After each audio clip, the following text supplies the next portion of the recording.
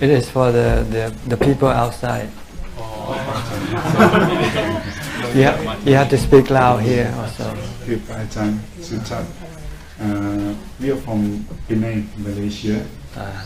Group of 16, but 4 has gone back. Now there is 12 of us. And yesterday we had a discussion which was very interesting on the Dhamma. So today we got another opportunity to meet up with Ajahn to continue with what we discussed yesterday. Okay. So Brother Folk like to ask questions, please. Okay. Ajahn. Yes. So to continue with yesterday's short discussion. So basically, as meditators or for some meditators, they find it hard to move forward. This is a very general and universal question. Yeah. Some may put in some effort, and most of them would have heard a lot of Dhamma from the Sangha, the monks, read a lot of books, hear a lot of tapes and Dhamma talks, yet they find it like can't move forward or stuck somewhere, you know. Yeah. So the thought I have is it because of the cravings, attachments, parami and things like that? No, you lack mindfulness. You lack the time to develop mindfulness. Not the time, but the purpose. You don't know what you're supposed to be developing. See, so you are grabbing at everything. Like when you want to drive a car, what do you grab? The first thing you grab. You have to grab a key.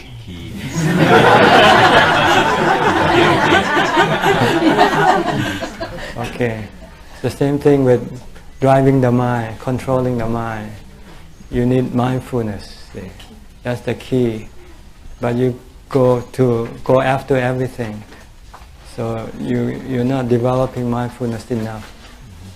Which is understandable, because before you can have the ability to develop mindfulness, you must first have to free yourself from other engagements. See?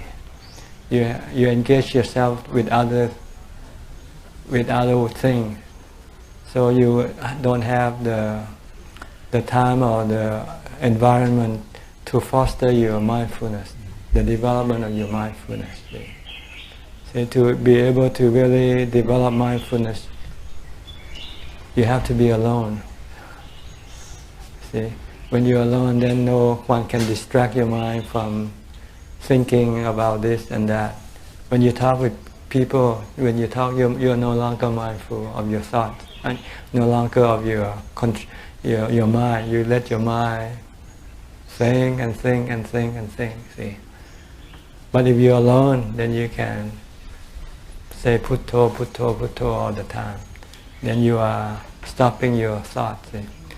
See, this is the goal is to stop the thoughts with mindfulness. And the only way to stop is to disengage yourself from everything. That's why we have to become monks. See?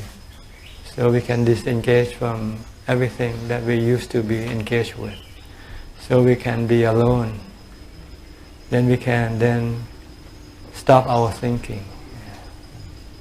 See, if you still engage with people, engage with your work, you cannot stop thinking. You have responsibility.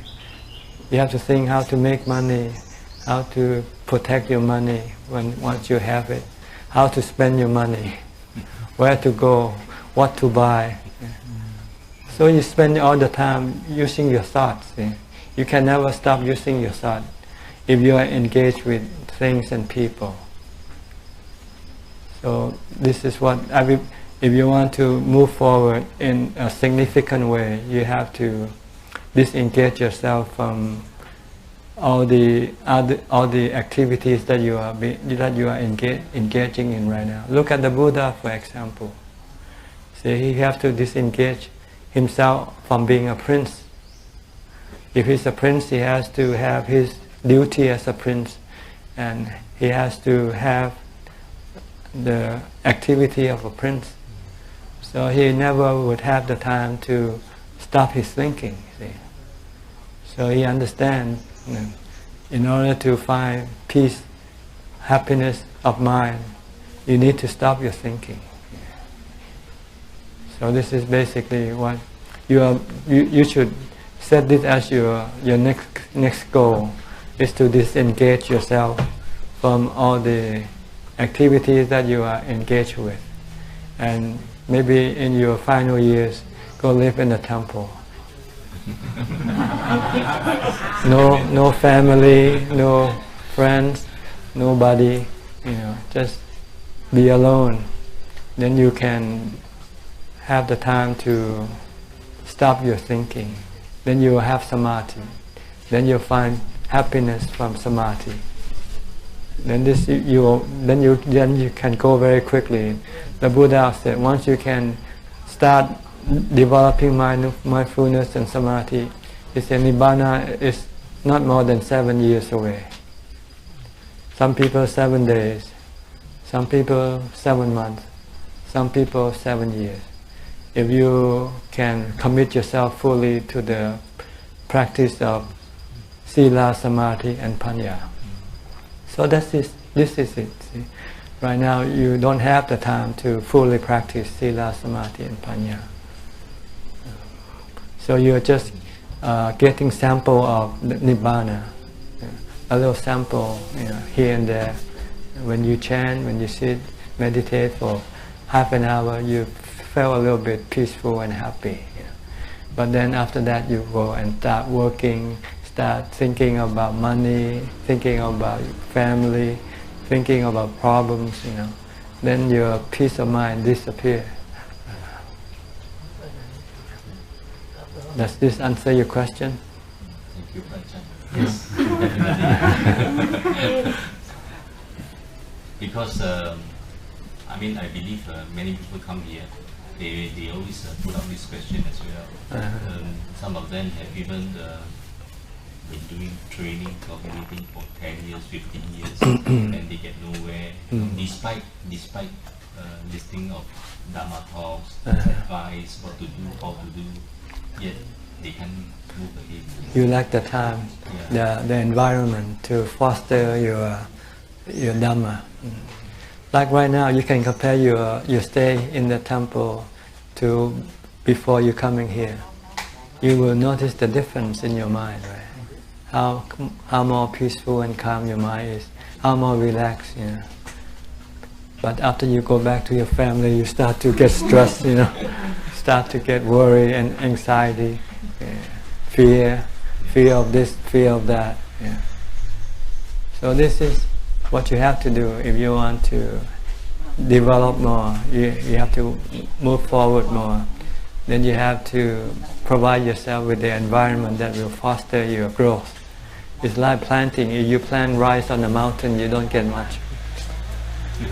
But you plant in the field where there's good water and good soil, you get good yield from the rice.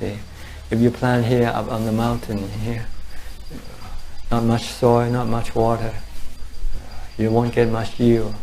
It's the same way of the environment that you exist in. The environment can foster your growth or can retard your growth, depend on the environment. The Buddha said you should seek seclusion. Seclusion is the environment that will foster your growth in the Dhamma. Look at all the noble disciples. They live in seclusion. They live in the forest, in the mountain. They don't live in the city. They don't live with the family. It's obvious. You're not looking at it.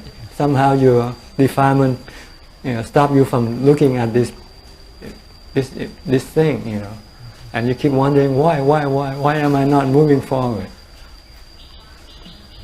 You have to need to come to somebody who can see and can tell you this. It's very obvious, but you don't think about it, that's all. You forget. Or your defilement direct you to think about other Dhamma. Oh, do this, do that, read book, study, and so forth, But you don't know what for, what you're studying for. And besides, sometimes you go and you talk to, I'm not criticizing other teachers, but sometimes they don't know, and they teach, but they don't know what they're teaching, you know. They are honest and they are earnest, but they teach what they believe to be true, you know. But sometimes it's not true. That's all. So that's the problem today. There are so many teachers that are not really teachers.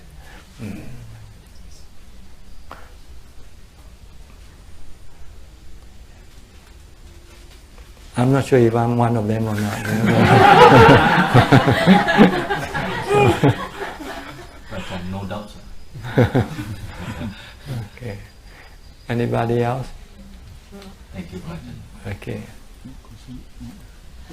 Ajahn, does that mean that if a lady were to be a full-time anagarika, should we stay in the temple better, or we can still stay at home and practice? It depends on the environment. Sometimes temple are not quiet. Sometimes home is not quiet. So it's not home or temple. It's a place where it's quiet, where there's no distraction. That you should look at that more than whether it's a temple or it's a home. Sometimes you can live alone at home. Maybe there's less distraction than when you live in a temple. Because when you live at a temple, you might have to meet so many people. And then you end up engaging with them. So if you're sick, live in temple, you have to be a quiet temple, a meditation temple, not a chanting temple. A temple that stresses seclusion, no engagement. If you go to Long Ta temple, this is the principal rule in the temple: no engagement, seclusion. Everyone has to find their own little quiet corner and practice. And when they come together to engage, they should not be talking. Should only focus on what they are doing. Be mindful of what they are doing. As if they don't know each other. I stayed there for many years. I hardly knew the monk I lived with, because I never talked to them. I never asked them where they're from. Really, this is the truth. I just concentrate on my work. When I finish my work, I go back to my little corner and I do my practice there. Because I heard from some of your Dhamma on YouTube, you say we can also stay in our own house or condo and continue practicing. Yeah. And we can still continue to take care of our parents, right? If we Well, that means you're still engaging, see. But if you have to, you have to. But if you don't have to, it will be better. It will be better to be alone and not to be engaged with anybody or anything. Not yet. Not yet, then okay. Then you just have to do whatever you have to do. But the what you call, the ideal thing is to be alone and to be in the forest. Because the forest has so many things that can help you in your practice. It makes you more alert. And it makes you contemplate on the impermanence of life all the time, because you're living under uncertain condition. You don't know what's going to happen. You can step on a snake one day if you're not mindful. So anything, it will make you a lot alert and makes you more contemplative about death than when you live at home, when it's peaceful, when it's what you call secure. So sometimes you have to expose yourself in order to be able to bring out the Dhamma that you need to develop. If you live in a secure place, you won't contemplate on death. You're not forced to contemplate on death. Like when you're living in the wild, you're forced to contemplate on death, because if you don't, you'll be anxious, you'll be fearful. But when you contemplate on death, that life is impermanent, then you can let go of your attachment to life. Then you will not be fearful. Then your mind will be peaceful. Okay. Can Ajahn, if for ladies to stay in forest, I wonder where can we stay in forest? Well, you know, Mechi Gal, Kun Mae Gal. Yes. Mechi, yes, she had her monastery. There's a few Mechi who are strong, had strong development in meditation. You can go seek those Mechi and stay with them, or go with teachers, monks who allow lay people to stay with them in the temple. They will have a separate section for the woman.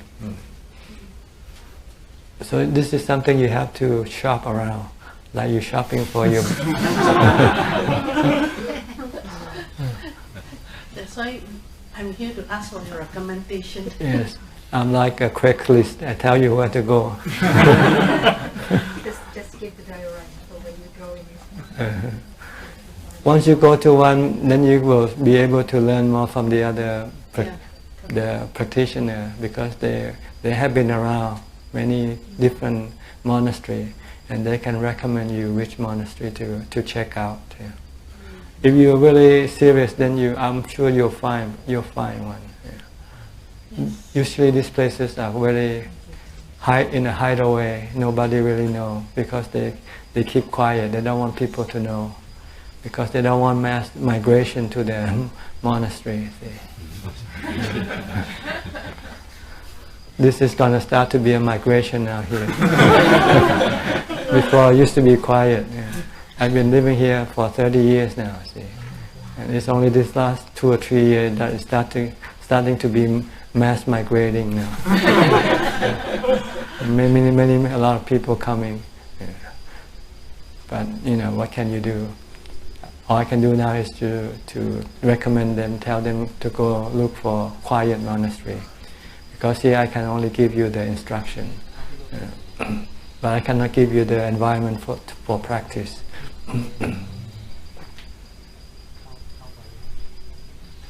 So don't worry about the future. Right now, try to develop mindfulness and samadhi, because your mindfulness and samadhi will be your anchor, will be your base. If you have samadhi, then you will always have a place to fall back to. When you're not happy, when you're sad, you can always go into samadhi. And once you're in samadhi, all your sadness and problem will disappear temporarily. Yeah. So it will make you to be able to withstand the suffering that you still have to face. Yeah. But if you have no place to fall back to, you sometimes might have to fall back on your defilement. So you go, when you're sad, you go shop, you go travel, you go to places, you go to movies, you go to meet your friends, to forget about your sadness and your problem. Then this is not good, because it's not the way to kill your mind. It's actually making your mind worse later on. Yeah. The best way is to fall back on your samadhi when you are sad, when you're not happy. Yeah. So right now try to develop a lot of mindfulness as much as you can, and then try to sit samadhi as much as you can. Don't worry about too much about wisdom. Wisdom you already know, but you cannot apply it, that's all. You know the three characteristics, you know the Four Noble Truths, but you cannot apply it, that's all. Because you don't have the strength to use to apply it, to get rid of your defilements, get rid of your desires. You still cannot control your thought, your bad thought. You still keep thinking, you still worry about yourself, your family, your parents. This is bad thought. You don't have to think about this thought, No, because the thought don't change the truth. The truth is the same. Everybody's gonna get old, get sick, and die, and you still worry about it. Why worry? And when you cannot change it anyway, right? Stop worrying about something that you cannot change. Like the weather, you don't worry too much about the weather, right? Why? Because you know you cannot change it, right? You let it be. So let the body be. Let your parents get old, get sick, and die. What's wrong with that? Let it be. Yeah, make your mind peaceful and happy. And being worried, being afraid, does that change anything? Does that stop them from getting old, getting sick, or die? No. So stop thinking about this bad thought. Yeah. Think about good thought. Think about it, getting old, getting sick, and die. It's a natural process. It's an unavoidable process that we all have to go through. And the person or the body that goes through doesn't belong to anybody. It's not your father, your mother. They're just the servant of your father and your mother. The body are our servants. They are not us. We use the body to take us to come here, to go there, to do this and do that. But we are not the body. So why we so much worry about the body for? The body itself never worries.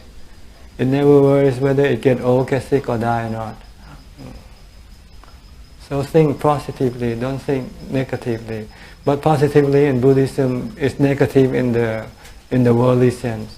Because the worldly sense thinks that Buddhism is negative. Only think about aging, sickness and death. But this is positive because it makes your mind calm and peaceful. Not worried, not agitated, not afraid, not fearful.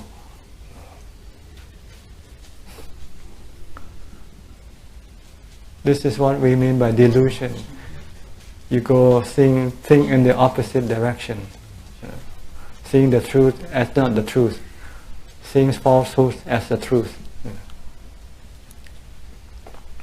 So you cling on to falsehood. Cling on to the hope that you will live forever. That you will never get sick. That you will never get old.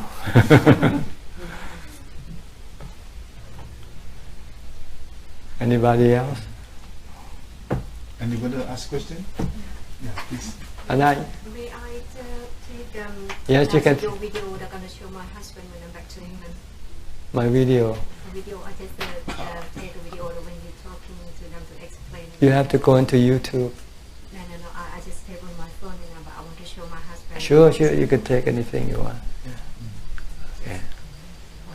We have some English books over there. You can go take a look and pick them up over there. That is one you're allowed to take as well. Yes, but it's all in Thai. In Thai, that I can translate to my kids. Okay. To understand. We have some books in English over there.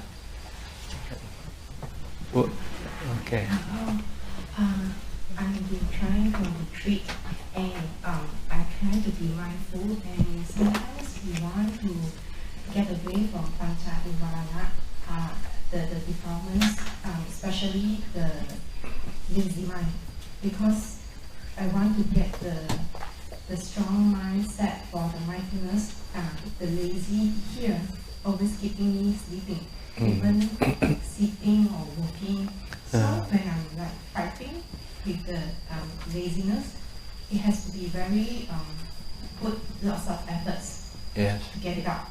But sometimes I watching on the heart and the mind.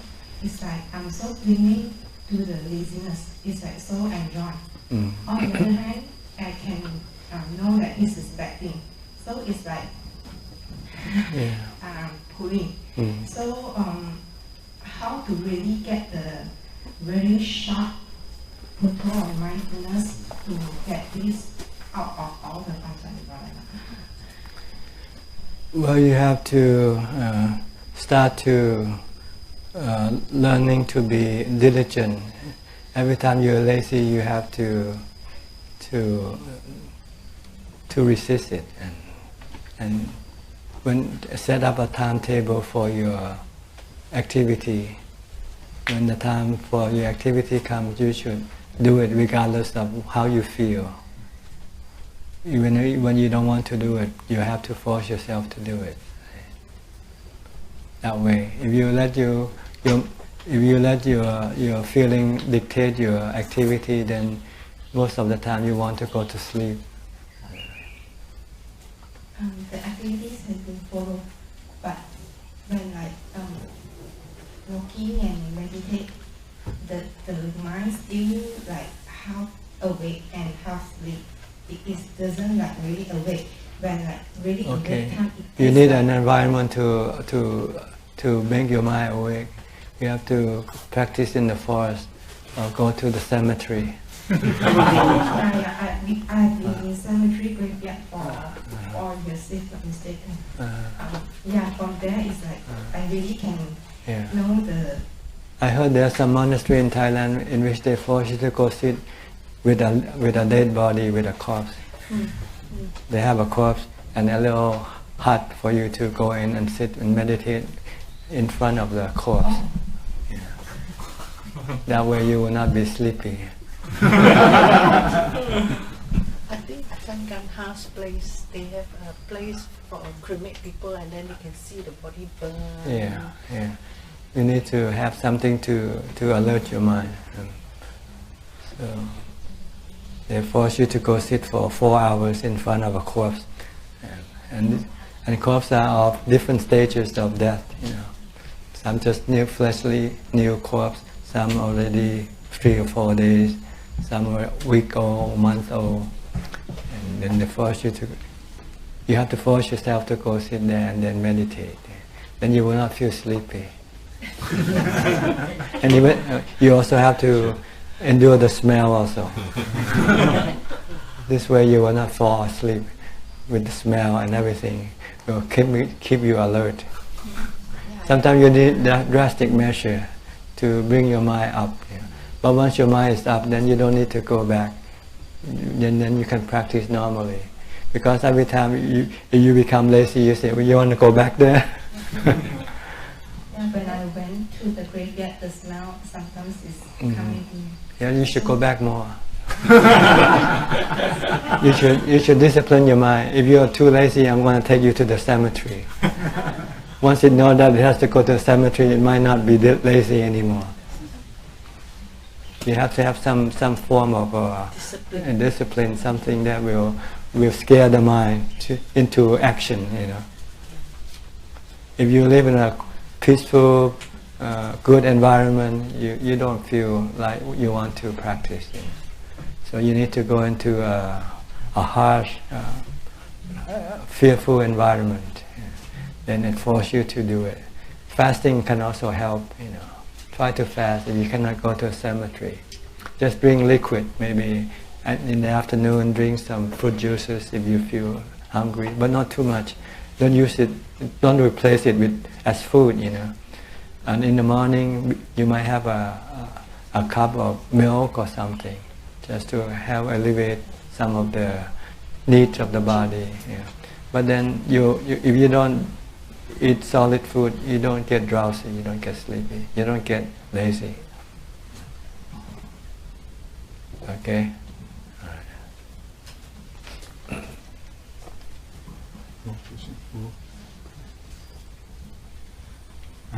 Ajahn, this question a bit tougher because we know that Buddha teaches to practice the Noble Eightfold Path to be liberated from this samsara.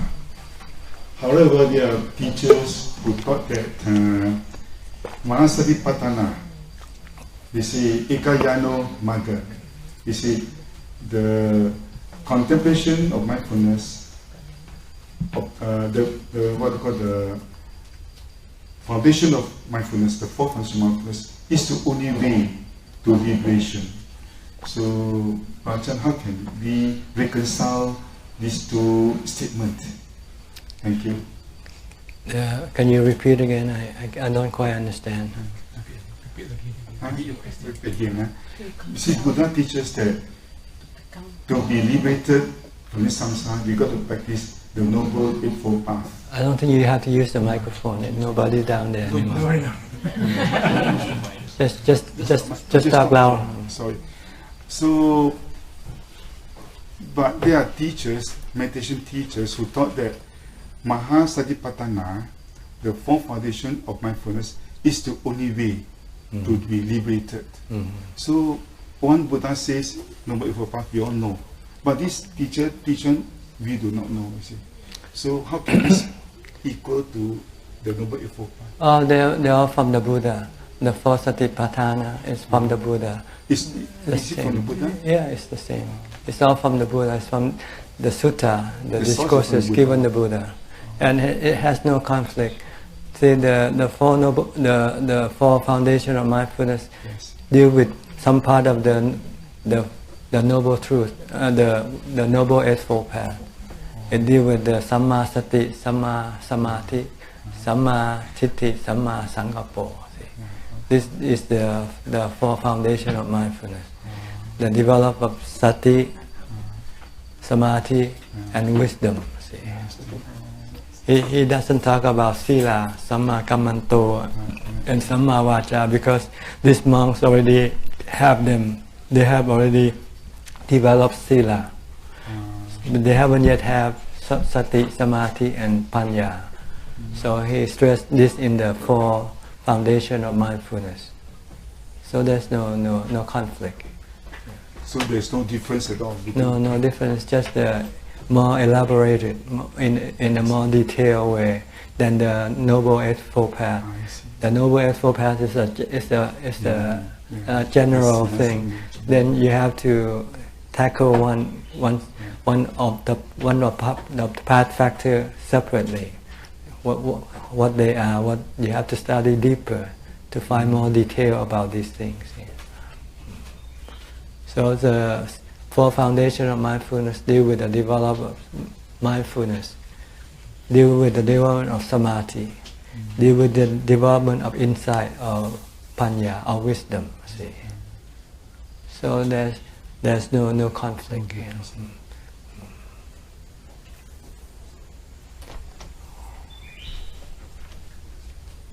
See, right now we are dealing with the development of mindfulness, sati. We are talking about the development of samadhi, and we're talking about the development of panya. See, by trying to get you to disengage yourself from all the other activities, so that you can then come and develop these things. See, so a lot of things that you study. It's not about yourself there. It's useless for you because you cannot do it anyway. The four foundation of mindfulness is for monks, for those who already disengaged from the worldly life. Someone who has full time to develop mindfulness. These are the discourse he gave to monks, not to lay people. The discourse he gave to lay people usually deal with dana, sila, or the 38 auspicious way of developing auspiciousness, like the Mangala Sutta. Have you heard Mangala Sutta? Asevana jabalanang banditanang cha. Avoid the bad people, associate with good people. These are more the discourse he gives to lay people. Because these are the things that lay people still are involved with. But with monks, they already know this thing. They disengage from all the bad people. They go study with the Buddha, So there's no need to teach Kabbalah. So the keyword is still mindfulness. Mindfulness. Yeah, the key to your automobile. Once you get the key, then you get to your steering wheel. You can get to your brakes. You can get to your accelerator. Then you can start the automobile and take you to Nibbana. Yeah. Once you have mindfulness, you will have samadhi. Once you have samadhi, then you can apply wisdom of the Buddha to get rid of all your defilements. We are fortunate we don't have to develop some wisdom because we already have from the Buddha. All we have to do is apply it. See, we have to apply it. That's all. We already have the wisdom from the Buddha. The Buddha himself had to find it himself. See, that's what makes it difficult for him. But once he has found the wisdom, the truth about the defilement, then all we have to do is apply it. That's all. So for mindfulness, Ajahn will develop the samadhi. There is concentration. Get you appana samadhi. Once you have appana samadhi, then when you come out, you have the strength to apply the wisdom of the Buddha to get rid of your defilements. Because the Buddha said, your defilement causes you suffering, see. If you don't want to have suffering, just get rid of your defilement, that's all. But now, without samadhi, you don't have the strength to get rid of your defilement. You need the samadhi to get rid of your defilement.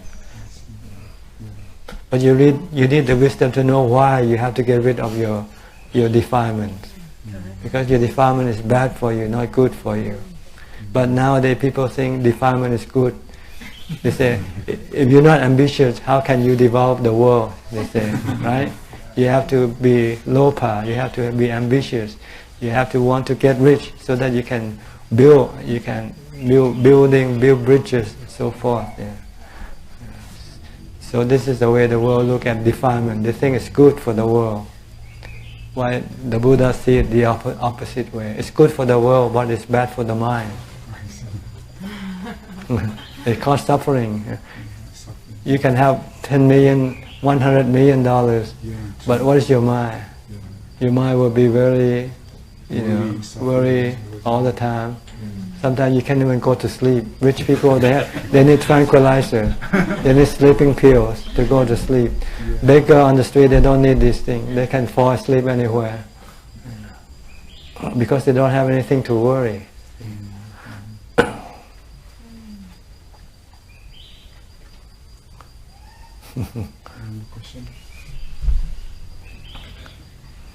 You still have maybe a few more minutes. Question? Ajahn, is it I'm having wrong concept that I'm very prone to Thai way of practice. The Thai way of practice? Yeah. If anyone talk to me about other like Burmese, I cannot get interested. But once they tell me any Ajahn or anyone in Thailand, I'm like, wow. Well, because you already found the right way, so why should you worry about the other ways? Right? Once you got a good automobile, if anybody offer you a different kind of automobile, you don't care. Because you're happy with the automobile that you have already. Correct. So this is not wrong. I don't mind, I can contribute in the Dhamma, but if they ask me to go there for retreat, you don't need to, you don't have to. Correct. Yeah, because you have the right kind of way already. So why you want to go start a new way so now again? I still have to find the key. I got the right car, but not key. Yeah. Yeah, you have to find the key. The Buddha said mindfulness is the most important Dhamma. He compared the size of mindfulness like the size of the elephant footprint. It's the largest footprint that can cover all the footprints of all the other animals. So mindfulness is the most important thing, more important than all the other Dhammas. Because without mindfulness, all the other Dhammas cannot arise. If you have no mindfulness, you cannot have samadhi. If you cannot have samadhi, you cannot apply wisdom to get rid of your defilement. You cannot have vimutti. You need mindfulness, the key. Like the car, you can have a Rolls Royce, you can have a Porsche, Lamborghini or whatever, but you don't have the car. What can you do with the car? Just sit in your garage, So you have to have the key.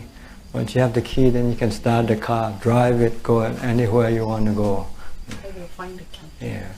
Right now, you're not looking for the key. That's the problem. See, you're engaging with other people. You are looking for other things, looking for your parents, looking after your parents, looking after your money, looking after everything else, but never looking after your mindfulness.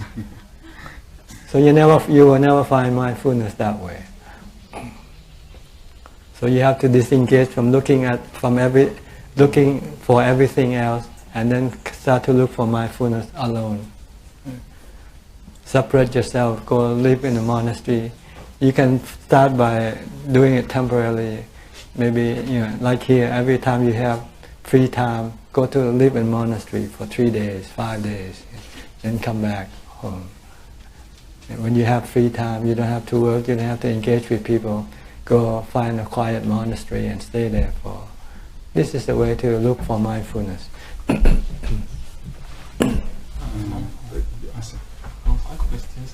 like somebody want to meditate in a graveyard, he got some fear. So how to overcome the fear? But if he has not strong enough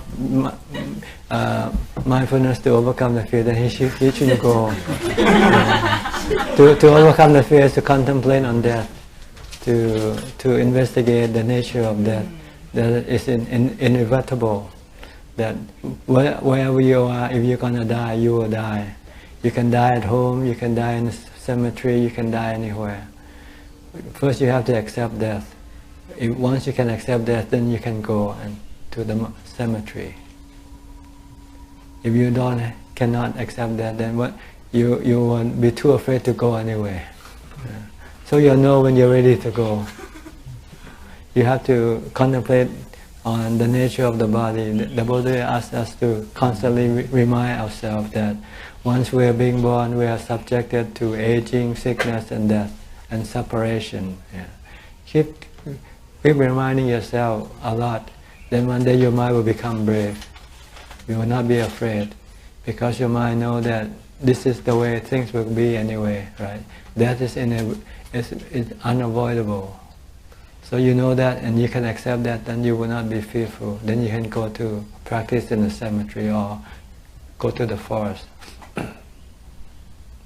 Okay, try to contemplate on this Dhamma a lot. The Buddha said every day you should contemplate on this. Once I'm being born, I'm subjected to aging, sickness, and death. I'm subjected to separation from all my loved ones. Keep thinking like this, then eventually you will be strong, you will be brave. You will not be afraid of aging, sickness, and death. Because whether you're afraid or not, you will still get old, get sick, and die anyway. So why be afraid of something that you have to face, to experience? And if you can contemplate that the body is not myself, that will make you even more brave, more strong. The body is just a robot that you use to take you around. That's all. It's not you. You're the driver. Your body is like a car you drive with. Look at it this way, then you will be brave. Then you will not be afraid of death. Okay? Yes. All right. I think any more questions? Okay. Go ahead. This is your last chance. Have you ever come to Malaysia before? No. It takes too much time, too much trouble. It's easier for you to come here. I don't lose my time. I can teach every day. If I go, then I won't be here to teach anybody. So it's better for you to move around than for me to move around. Because a lot of Ajahn, they cannot speak English, so it's lucky to be here. Yeah. So you can learn a lot. Yeah. We have lots of Malaysian, Singaporean, Indonesian coming here now. So it's easier for you to come, because you usually go here and there anyway, right?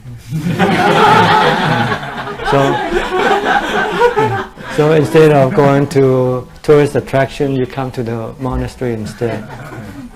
Switch your destination from tourist destination to Dhamma destination. Okay? Hope you come back again. Yes. All right. Last question. Okay. Because Ajahn, we know that mindfulness is very important. Mindfulness, and for those who practice going on the jhana way, for example, we discussed yesterday, Kanika, then Upachara Samadhi, then go to Appana Samadhi. Let's go into concentration. This is Samadhi. Right? If the Samadhi is so strong, I think he cannot go enter into that path. I'm not going to say that. So if mindfulness alone, totally this part will not be there. With mindfulness alone. Mindfulness is not samadhi. See, it would include samadhi. No, mindfulness is not samadhi. It doesn't include. Because mindfulness doesn't make the mind enter into. It's not jhana. See, jhana is samadhi. While mindfulness is the factor you need to bring the mind to jhana. You have to have mindfulness, then you have to sit still. In order to have jhana, you have to samadhi. You need to have your body to be still first. If you're still in action, your mind cannot be still. Look at all the images there. Buddha sitting still. Samadhi. Samadhi. Yeah. So, or is it to be balanced, samadhi, and then the mindfulness balance up into the middle way? It's part of the middle way. Part of the middle way. Yeah. The middle way had 8 factors. Sati and samadhi are 2 of the 8 factors you have to develop. See. Because I always think if too strong on the samadhi, of course it goes to jhana. If too powerful in the mindfulness, there is no stability. No. You're misunderstanding. It's not that. You need strong mindfulness to bring your mind to samadhi. Yeah. Once you have samadhi, then you have the strength to overcome your defilements. So you don't be afraid of having too strong mindfulness or too strong samadhi. You need strong mindfulness, you need strong samadhi in order to be able to get rid of your defilements. Right now your defilement is stronger than your mind. That's why you always succumb to your defilement. Every time your defilement say, go get a cup of coffee, you go right away. You never say no. Because you don't have strong mindfulness or samadhi. Must develop mindfulness. Yeah, mindfulness. When you have strong mindfulness, when you sit down, then your mind will become still and will be samadhi. See? Okay? All right. So thank you. I hope you will find. Can we, on behalf of the group, Ajahn, really thank Ajahn for the time and also for allowing us to stay for the 3 nights at this Wat Yan. I'm very grateful and we wish Ajahn good health and happiness and peacefulness. Okay, the same to you. Ask forgiveness. No need to. No need to.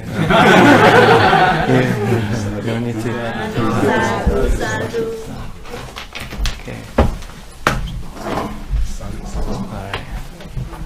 So I wish that you will move forward and become enlightened one day in this lifetime. Okay. Maybe 7 days, maybe 7 months, maybe 7 years. Okay. All right. Okay, wait. I have to close the session first. Okay.